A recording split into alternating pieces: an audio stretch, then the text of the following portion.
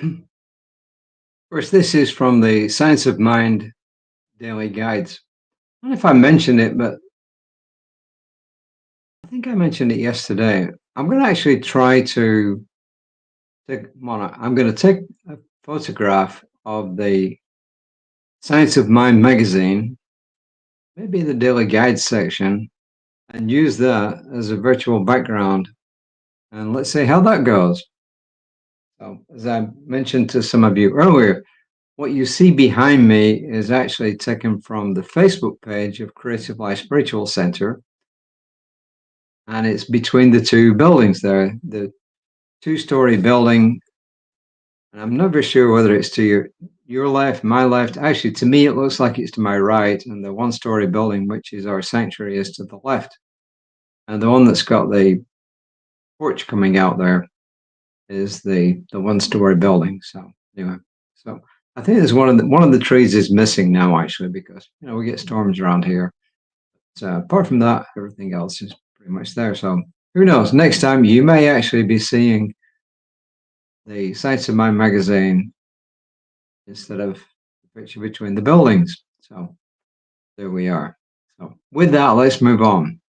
It's the weekend, I guess. Yes, it's the weekend. This one is called Being the Best Me. Reminder, this is Reverend Dr. Michelle Medrano, who's one of the two co-lead ministers at Mile High Church in Lakewood, Colorado, which is just outside of Denver.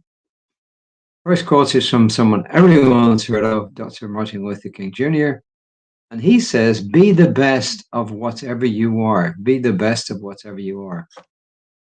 And Ernest Holmes says, we should expect the best and so live that the best may become a part of our experience. And that's from The Science of Mind, page 300, paragraph 3. And that's, of course, from the 1930s edition. Not that it probably matters, right? And this is Reverend Michelle, who says, we often spend a huge amount of time perfecting ourselves. Why? So that we can be the best in a role we play in life. This can be satisfying to focus on being the best parent, best friend, or best professional, be joyful. There's nothing wrong with this focus unless it is our only focus. I'm sure you've heard this message before, but expressed in different ways. When we myopically focus on one area of life, all the other areas can suffer from a lack of our presence. The polarity of this can be profoundly challenging. It might show up as someone being the greatest realtor in town. Yet that same individual cannot give enough time and energy to parenting their kids. Or we may find someone who focuses on their children, yet struggles with their professional or financial life. She goes on to say, at first glance, this can seem like an issue around balance. What it actually can be about is forcing our whole life energy forward into one area and starving all the other areas from ourselves, and not just from our attention. Being the best of whatever we are, wherever we are, is a more holistic approach. This approach embraces a willingness to express our unique life energy in every realm of our lives. To some, this may seem daunting or potentially exhausting, yet bringing our full selves to every realm of our lives can be exhilarating.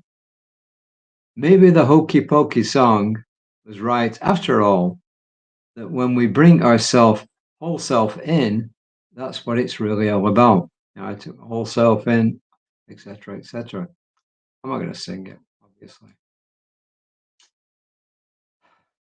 So what do I think of this? I think there's got to be balance in life. There's one thing about giving our whole attention to every single thing we're doing, But there's got to be a counterbalance to that, which means there's got to be periods of rest in our lives where we're able to recharge our energy, recharge our batteries, if you prefer the expression.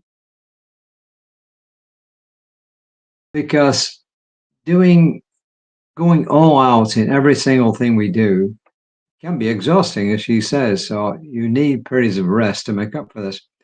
The other thing is this, that we can take on too many things in life. And maybe, this may be one way of not burning ourselves out. Burnout is a phrase I'm sure everybody's heard, the word burnout. Sorry. So taking on too many things can also be an issue. I don't know if Reverend Michelle mentions this in other issues. So there's got to be a balance in life about what we throw ourselves into with our whole energies, but putting in there enough time to rest and recharge. So I think, to me, that's very important. You need rest and recharge. I've gone through throwing myself into all sorts of things. When I was in Holland, I was gung ho as a Catholic holy roller.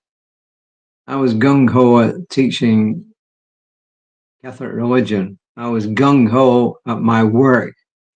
I was gung ho at hobbies outside of that. And I had to back off. And how did I back off? Well, I took up meditation and I took up periods of quiet time.